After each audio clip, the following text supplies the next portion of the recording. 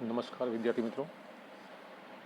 વિશ્વગ્રામ વિદ્યાપીઠ, વિશ્વગ્રામ શૈક્ષણિક સંકુલ વડાલની યુટ્યુબ ચેનલમાં આપ તમામ વિદ્યાર્થી મિત્રોનું સ્વાગત છે. ધોરણ 9 સામાજિક વિજ્ઞાનની અંદર આપણે પ્રકરણ નંબર 9ને છેલ્લા વિડીયોમાં પૂર્ણ કર્યું. આજે આપણે નવું પ્રકરણ શરૂ કરીએ છીએ. પ્રકરણ નંબર 3, નૂતન વિશ્વ તરફ પ્રયાણ.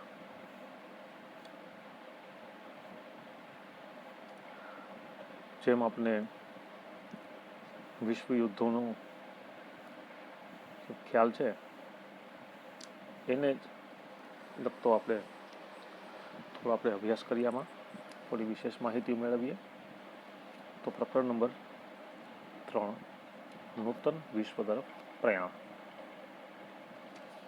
એમાં શરૂઆતમાં બે વિશ્વયુદ્ધો વચ્ચે વૈશ્વિક પ્રવાહ, પ્રથમ વિશ્વયુદ્ધ અને દ્વિતીય વિશ્વયુદ્ધ, એ બંનેની વચ્ચે કેવી ઘટના બની હતી એને જોઈશું આપણે થોડી આમાં. તો પ્રથમ વિશ્વયુદ્ધ બાદ લોકોની આર્થિક અવદશા થઈ. અવદશા એટલે કે બહુ ખરાબ પરિસ્થિતિ થઈ. શું કામે? કારણ કે એકબીજા દેશો એકબીજા ઉપર જે લડાઈ, જે યુદ્ધ થયું હતું, એમની અંદર દેશની લગભગ સંપત્તિ ખલાસ થવા માંડી હતી. આર્થિક સ્થિતિ દરેક દેશની ખૂબ જ નબળી બની હતી બનવા. તો આ પ્રથમ વિશ્વયુદ્ધનું સૌથી ખરાબ આપણે કોઈ પણ પ્રકારનું પાસું જોવું હોય તો જોઈ શકીએ. તેને સુધારવામાં તત્કાલીન સરકારો નિષ્ફળ ગઈ. તેથી લોકોને લોકશાહીમાંથી વિશ્વાસ ઉડી ગયો. દરેક દેશની અંદર જ્યાં સરકાર પ્રયાસો કરી રહી હતી કે દરેક લોકોની આર્થિક સ્થિતિ સુધરે, દેશની આર્થિક સ્થિતિ સુધરે, પણ લોકશાહી દેશોની અંદર આ વસ્તુ શક્ય બની નહીં અને નિષ્ફળ ગયા. એના હિસાબે લોકોમાં એક લોકશાહીમાંથી વિશ્વાસ ઉઠી ગયો. કેટલાક રાષ્ટ્રોમાં સરમુખત્યારશાહીનો ઉદય થયો, જેના પરિણામે દ્વિતીય વિશ્વયુદ્ધનું તે સર્જનાત્મક પરિબળ બન્યું. આ સંદર્ભે નીચે મુજબની ઘટના બની 4 મુદ્દાઓથી. સરમુખત્યારશાહી એટલે કોઈ એક વ્યક્તિ, સરમુખત્યાર વ્યક્તિ સમગ્ર દેશનું સંચાલન કરતો હોય. આવા પ્રકારની સરમુખત્યારશાહીનો ઉદય થઈ ગયો, શરૂઆત થઈ ગઈ. જેમાં ઇટાલિયનની અંદર પણ સરમુખત્યારશાહી શરૂ થઈ. ઇટાલીમાં ફાંસીવાદની સ્થાપના થઈ, જર્મનીમાં નાઝીવાદની, જાપાનમાં લશ્કરવાદ, અને ચોથું વૈશ્વિક મહામંદી 1929થી 32 સુધીની સર્જન થયું. તો આ પ્રકારની ઘટના વિશ્વયુદ્ધ પછી, એટલે કે પ્રથમ વિશ્વયુદ્ધ પછી આ પ્રકારની ઘટનાઓ બનવા. એમાં સૌથી પહેલો મુદ્દો આપણે આવી લઈએ, ઇટાલીમાં ફાંસીવાદ. પ્રથમ વિશ્વયુદ્ધમાં ઇટાલી વિજેતા રાષ્ટ્રોના પક્ષે હતું અને તેમના જ પક્ષે રહી યુદ્ધ લડી. તેમાં ઇટાલીને $12 અબજ જંગી ખર્ચ થયો. 6 લાખ સૈનિકોની જાનહાનિ થઈ. છતાં વિજેતા મિત્ર રાષ્ટ્રોએ મનગમતા પ્રદેશો લઈ લીધા અને ઇટાલીની ઉપેક્ષા થઈ. તેથી ઇટાલી રોષે ભરાયું. આ પ્રકારની ઘટના ઇટાલીમાં બની. ભાઈ, $12 અબજ ખર્ચ થયો. એ સમયની અંદર આવડી મોટી રકમ જે તે રાષ્ટ્રની સામે આવે એટલે સ્વાભાવિક છે કે લગભગ દેશની આર્થિક સ્થિતિ એકદમ સાવ નબળી બની જાય. અને 6 લાખ જેટલા સૈનિકો શહીદ થઈ ગયા ઇટાલીમાં. અને બીજો, જે મિત્ર રાષ્ટ્રો હતા એણે એ ઇટાલીની અંદર મનગમતા પ્રદેશો લઈ લીધા. જે વિસ્તાર એને ગમ્યો એની ઉપર એને કબજો જમાવી લીધો. ઇટાલીનો રાષ્ટ્રીય સ્વમાન ભંગ થયો, તે માટે ઇટાલીની સરકાર જ જવાબદાર છે તેમ માની ઇટાલીની જનતા રાષ્ટ્રીય અપમાનનો બદલો લેવા માંગતી હતી. આ બધી પ્રવૃત્તિ પાછળ આ યુદ્ધ થયું, આમાં ખર્ચ થયો, આમાં સૈનિકો શહીદ થયા, કે જે કંઈ પ્રવૃત્તિ થઈ એની અંદર ત્યાંની પ્રજાને એવું હતું કે આની તમામ પ્રકારની જવાબદારી સરકારની છે. હવે સરકારની સામે બદલો લેવા માંગતી હતી ઇટાલીની પ્રજા. ઇટાલીને આવા કપરા સંજોગોમાંથી ઉગારવા માટે બેનિટો મુસોલિને ઇટાલીમાં ફાસિસ્ટ પક્ષની સ્થાપના કરી. તેનું પ્રતીક લાકડાની ભારી અને કુહાડી, જે રોમન સમ્રાટની સર્વોપરિતાનું પ્રતીક છે, તે અપનાવ્યું. પબ્લિકે મુસોલિને ત્યાં ફાસિસ્ટ પક્ષ સ્થાપિત થયો અને આ પ્રકારનું લોકોની અંદર એના વિચારો રજૂ કરવા માંડ્યા. ફાસીવાદ ઇટાલીના ફાસેજે શબ્દમાંથી ઉતરી આવ્યો છે. ફાસેજનો અર્થ બધી વસ્તુઓ પર રાજ્યનો અધિકાર થાય છે, એટલે કે સરકારનો.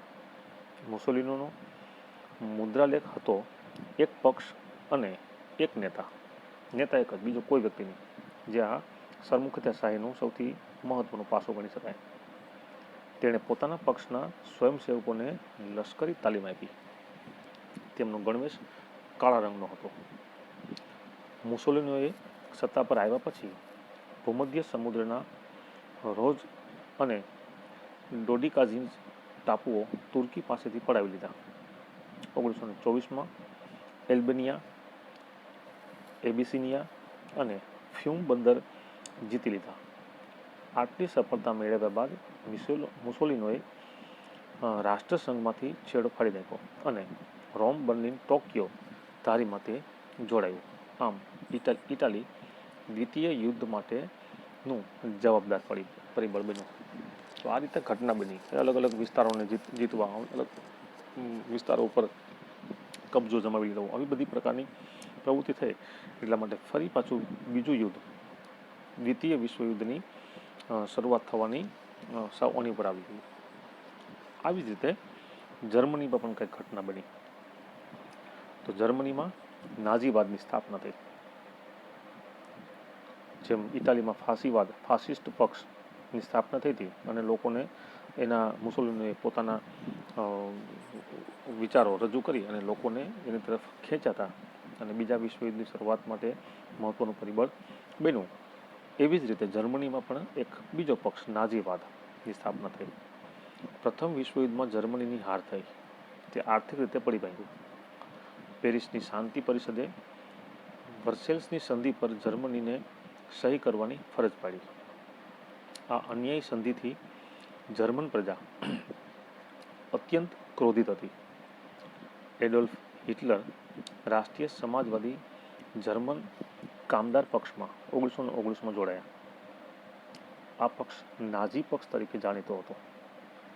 નાઝી પક્ષની વિચારસરણીમાં રાષ્ટ્રવાદ અને સમાજવાદનો સમન્વય હતો. જે હિટલર જે કંઈ વિચાર રજૂ કરતો હતો, હિટલરનો જે કંઈ વિચારો હતા એ આમાં હવે ધીમે ધીમે આપણને જોવા મળે છે. જર્મનીના રાષ્ટ્રપતિ હિન્ડેનબર્ગનું અવસાન થતાં હિટલરે રાષ્ટ્રપતિ પદ ધારણ કરી જર્મનીમાં સરમુખત્યારશાહી સ્થાપી દીધી. જેવી રીતે રાષ્ટ્રપતિનું અવસાન થયું એટલે આ પક્ષનો જે મહત્વનો વ્યક્તિ હતો, જેને આપણે હિટલરના નામથી ઓળખીએ છીએ, સમગ્ર વિશ્વ ઓળખે છે આજે પણ, જેનું નામ ખૂબ જ દરેક લોકોને યાદ છે, એવો હિટલર એ સરમુખત્યાર વ્યક્તિ, એ સરમુખત્યારશાહી સ્થાપી હતી જર્મનીમાં. હિટલરે ઉગ્ર અને આક્રમક નીતિ અપનાવી જર્મની પ્રજાને સંકુચિત રાષ્ટ્રવાદ તરફ દોરી. જર્મન પ્રજા હિટલરને ફ્યુહર એટલે કે તારણહાર માનતી હતી.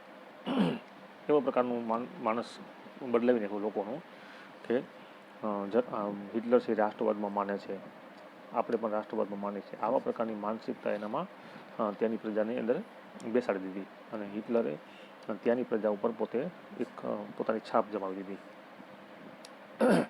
નાઝીવાદના સૈનિકો ભૂરા રંગનો લશ્કરી પોશાક પહેરતા અને ખભા પર લાલ રંગની પટ્ટી ચોંટાડતા અને સ્વસ્તિક એટલે કે સાથીઓ જેવું પ્રતીક પણ લગાવતા હતા. સત્તા પર આવ્યા પછી હિટલરનો એક હતું સત્તાવાદી અને યુદ્ધપ્રિય સ્વભાવ સ્પષ્ટપણે જોવા મળ્યો. એક હતું સત્તાવાદી એટલે કે પોતાના હાથમાં તમામ પ્રકારની સત્તા સમગ્ર દેશની અંદર જે પોતે કરે એ જ સાચું, આવા પ્રકારની જેની માનસિકતા હતી એવા હિટલર.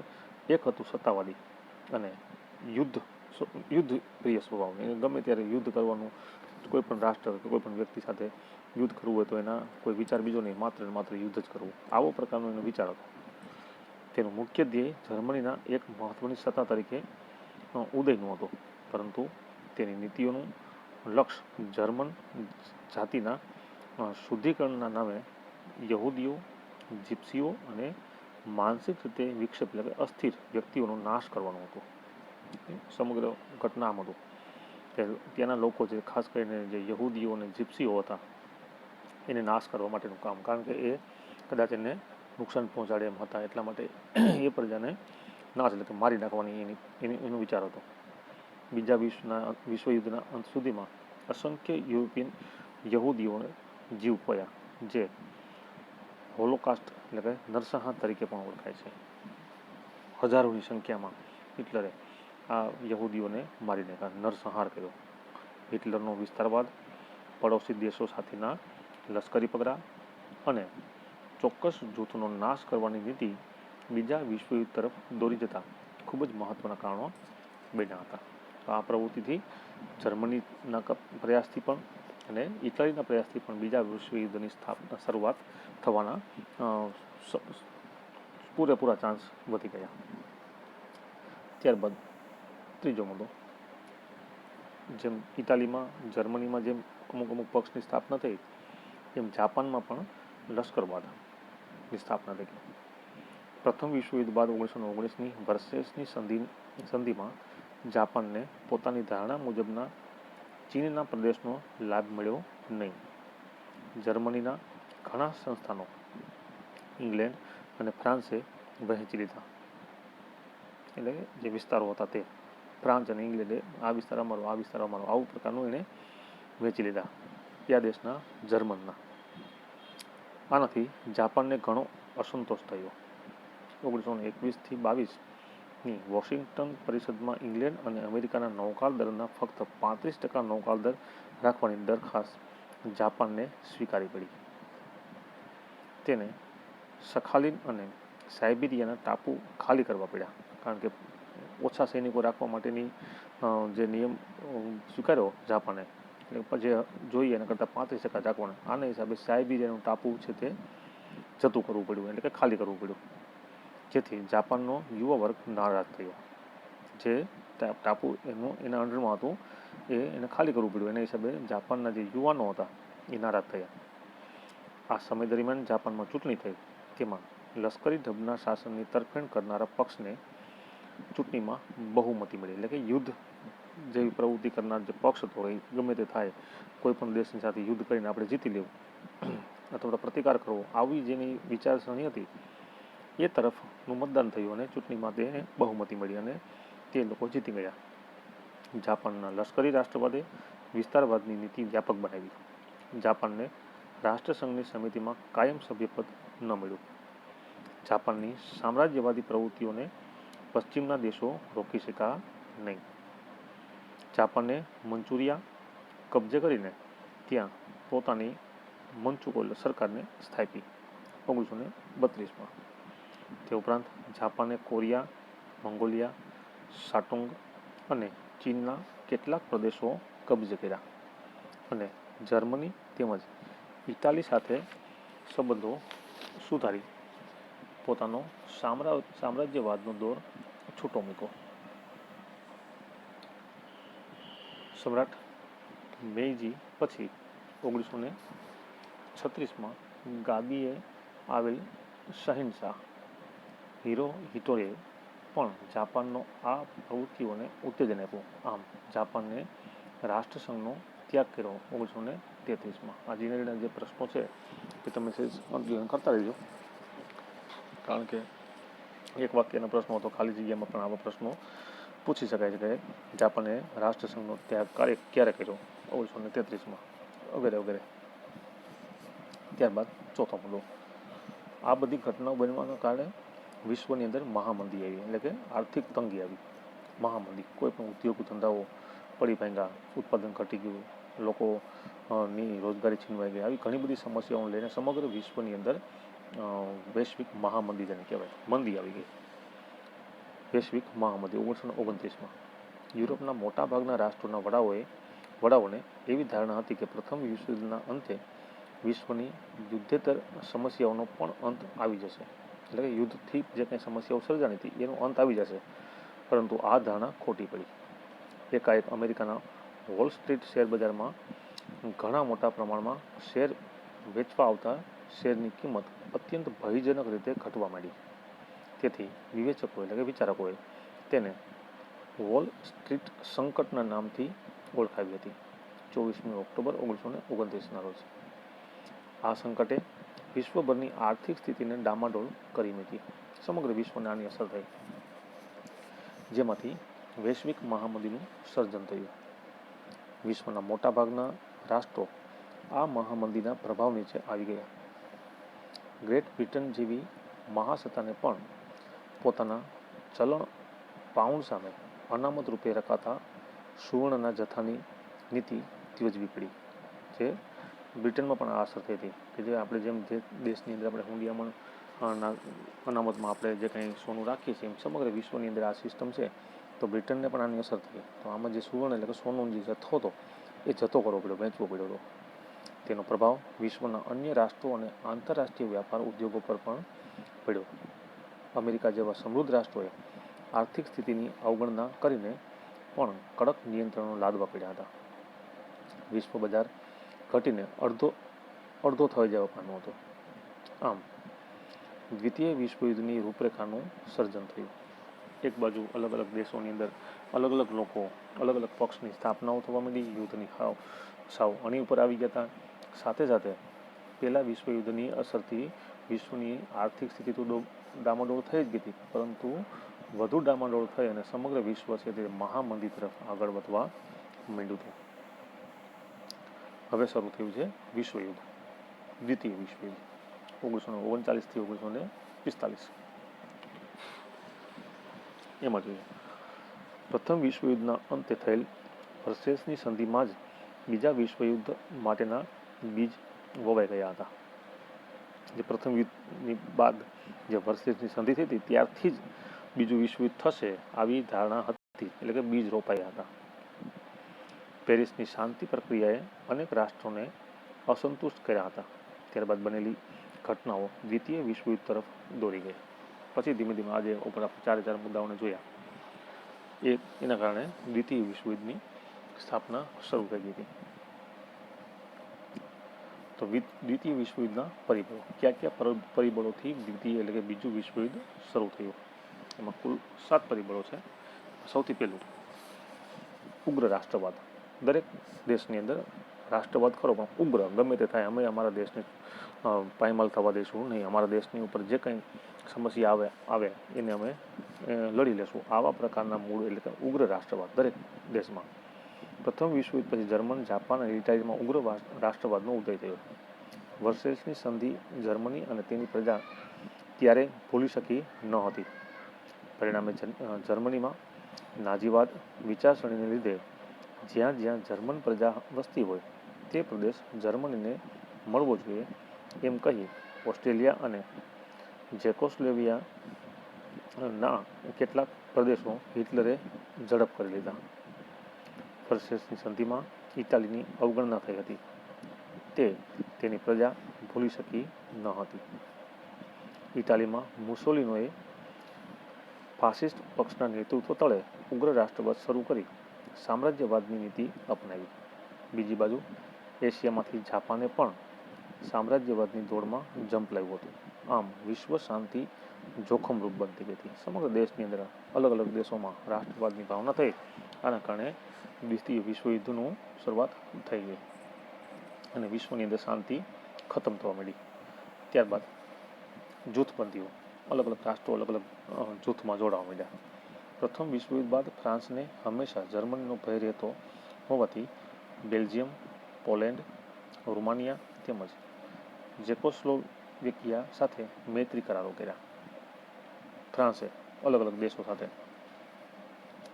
એમાં જોઈએ મુદ્દાને, ઇટાલીએ Czechoslovakia, Yugoslavia, Romania, Hungary, Greece, તુર્કી અને ઓસ્ટ્રિયા સાથે કરારો કર્યા. ઇટાલીએ રશિયાએ જર્મની, તુર્કી, લિથુઆનિયા અને ઈરાન સાથે કરાર કર્યા. ઇટાલીએ જર્મની અને જાપાનના સહયોગી એટલે કે ઇટાલી જે જાપાનના જે સહયોગી રાષ્ટ્રો હતા જેવા કે રોમ, બર્લિન, ટોકિયો ધરીની રચના કરી. કે જે એના જે સહયોગી રાષ્ટ્રો હતા એ જે સાથ કરતા હતા એ જે રાષ્ટ્રો રોમ, બર્લિન, ટોકિયો એની સાથે એની રચના કરી. ઇંગ્લેન્ડ અને ફ્રાન્સે લોકશાહી મૂલ્યોવાળું બીજું જૂથ રચ્યું. જર્મનીએ રશિયા સાથે બિન આક્રમક સંધિ કરી. આથી વિશ્વમાં ભયનું સામ્રાજ્ય ઊભું થઈ ગયું. આ પરિબળે વિશ્વયુદ્ધને વેગ આપ્યો. આવી બધી પ્રવૃત્તિઓ ખાસ કરીને જૂથબંધીના કારણે ધીમે ધીમે ધીમે યુદ્ધની શરૂઆત થઈ ગઈ. ત્યારબાદ લશ્કરવાદ, ત્રીજો મુદ્દો. પ્રથમ વિશ્વયુદ્ધ પછી શાંતિની જાળવણી કરવા માટે પ્રયાસો કરવામાં આવ્યા હતા. તેનાથી ઉલટું યુરોપના રાષ્ટ્રો શસ્ત્રીકરણની હરીફાઈ કરી રહ્યા હતા. યુરોપમાં દરેક રાષ્ટ્રોમાં માત્ર ને માત્ર શસ્ત્રોનું ઉત્પાદન વધ્યું. યુરોપના રાષ્ટ્રોમાં અલગ અલગ પ્રકારના શસ્ત્રો, હથિયારો મીંડા ઉત્પન્ન થવા. એકબીજાથી ચડિયાતા યુદ્ધ શસ્ત્રો બનાવવામાં આવ્યા. રશિયા, જર્મની જેવા કેટલાક રાષ્ટ્રોએ તો લશ્કરમાં ફરજિયાત તાલીમ શરૂ કરી. દરેક રાષ્ટ્રોએ નૌકાદળ, હવાઈ દળ અને ભૂમિદળમાં વધારો કર્યો. પૂર્વમાં જાપાને લશ્કરી તાકાત વધારી. આખરે ઇંગ્લેન્ડ અને ફ્રાન્સ પણ પોતાની શસ્ત્ર સજ્જતામાં વધારો કરતા દ્વિતીય વિશ્વયુદ્ધના નગારા વાગવા લાગ્યા. ત્યારબાદ ચોથો મુદ્દો, રાષ્ટ્રસંઘની નિષ્ફળતા. પ્રથમ વિશ્વયુદ્ધ બાદ વિશ્વમાં શાંતિ માટે રાષ્ટ્રસંઘની સ્થાપના કરવામાં આવી હતી, પરંતુ રાષ્ટ્રસંઘ પાસે વિશ્વના રાષ્ટ્રો ઉપર સર્વભૌમત્વ ધરાવતી સર્વોપરી સંસ્થા બની શકી ન હતી. આ રાષ્ટ્રસંઘ છે એ સમગ્ર વિશ્વના જે દેશો છે એને સમજાવવા માટેનું એનું કામ હતું, એટલે કે એક મીડિયેટર. પરંતુ સમગ્ર દેશના દરેક રાષ્ટ્રોની ઉપર તે પોતે પોતાનું સર્વોપરી સંસ્થા નું જે કંઈ હોવું જોઈએ એની ઉપર બળ એ બની શકી ન હતી, કે તેની પાસે પોતાના આદર્શોનું પાલન કરાવવા માટે પોતાનું લશ્કર ન હતું.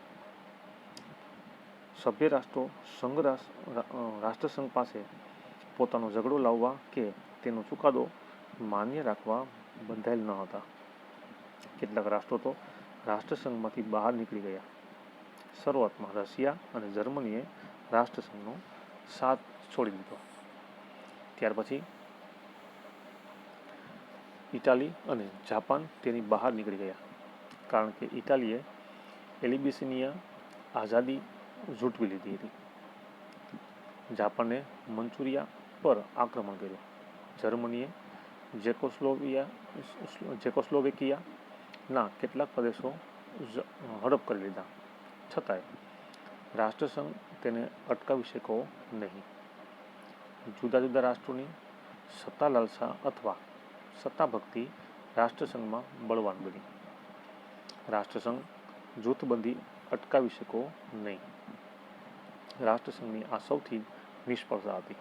તો આ પણ એક મહત્વની ઘટના કહેવાય, જે રાષ્ટ્રસંઘની સ્થાપના થઈ ગઈ, યુદ્ધ પ્રથમ થઈ ગયું પછી દ્વિતીય વિશ્વયુદ્ધ ન થાય આ માટે થઈને રાષ્ટ્રસંઘે કંઈક પ્રયાસો કરવાના હોય, પરંતુ એ પોતે પોતાનું જે કંઈ સત્તા હતી એ રાષ્ટ્રો ઉપર ભોગવી શક્યા નહીં. ત્યારબાદ પાંચમો મુદ્દો, વર્સેલ્સની સંધિ. પ્રથમ વિશ્વયુદ્ધને અંતે પેરિસ શાંતિ પ્રક્રિયામાં વર્સેલ્સની સંધિ કરવામાં આવી. તેમાં જર્મનીને જવાબદાર ગણવામાં આવ્યું.